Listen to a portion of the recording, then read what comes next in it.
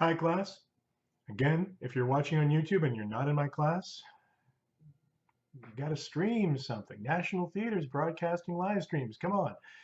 There are better things to do in quarantine than take my class unless you're in my class and you're getting a grade. So you pay attention. The Golden Compass is, like Red Mars, the beginning of a trilogy. Sorry. The fifth season, our last book, will also be the first of a trilogy.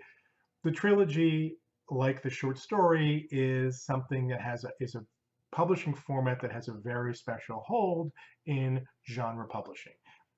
After Tolkien, after Tolkien's massive novel got split up into 3 volumes, publishers realized trilogies, good way to make money, and writers have followed that advice since. What is the Golden Compass? It is a children's or young adult novel at one point. It stands in in our syllabus as our one example of the kind of young adult or sophisticated children's book that's been very much in vogue over the last 25 years or so. It is, but it is one that has such wonderful, smooth, mature prose that adults can read it with real delight. Pullman is a very talented prose stylist, and we will have examples. Yes, we will. It is a parallel world story. We are set. We might easily mistake ourselves as for thinking. We might easily mistake the initial setting as an Oxford that is in the past. There will be a video about that, but it's in fact an alternate world, another Oxford in another Earth that works slightly differently. We get we get that piece of information, are allowed to work it out by some of the Oxford scholars talking about the heretical parallel world hypothesis, it turns out. And that piece of information is for us to figure out the puzzle. Oh, there are parallel worlds, right? And the church doesn't want you to believe that, but clearly there are, because this world is not like our world. We do not go around with externalized versions of our souls that look like animals. Maybe it'd be better if we did, but we don't. Our heroine is Lyra, a child who's been running wild in an Oxford that still segregates female students out. So it's odd that she's in this all-male college to begin with. There, as with the historical Oxford University, there are a few colleges set aside for women that are funded less, et cetera, et cetera. That is not the case in 2020 at Oxford University. But it was the case before World War II, very much so. We have a third person limited perspective, and our heroine is a child.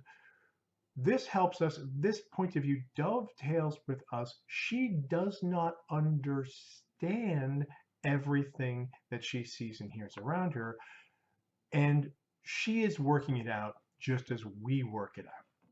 Part of the pleasure of Pullman's world building, and he's a very good world builder. He gives you a sense that this Oxford's alternate world has its own coherent logic that he has thought out more than he has shown us. It's what writers call the iceberg method, where only the top shows, where you actually have much more planned out than you actually show the reader. And there are things she misses. There are clues that she just doesn't understand that we have to, like, who are the Penjorborn? What is the reference to bears? Where's Svalbard? We have to work it out as we go. As we did say in Neuromancer, this is a standard approach to genre exposition, making the reader orient herself or himself, making the reader work it out, finding it, orient yourself with, say, a symbolic compass.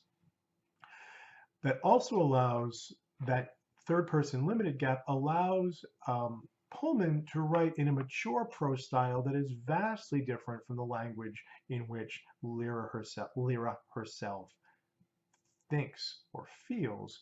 This is an adult's novel about a child. It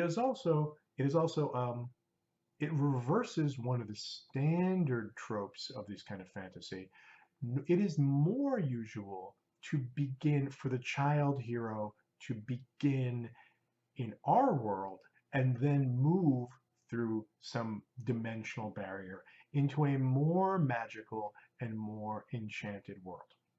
This trilogy begins in a more enchanted, a more magical reality than the one we live every day, and ends with Lyra about to cross the barrier through the Northern Lights into a different world, much more like ours.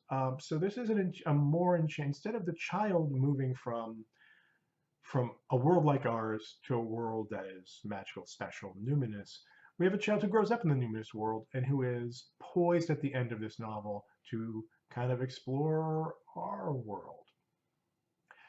This is all part of a very complicated dialogue that Pullman is having a complicated dialogue both with Tolkien, but much more importantly and much more directly with C.S. Lewis, author of the Narnia books, author of the Space Trilogy, Milton scholar, and that will be our next video.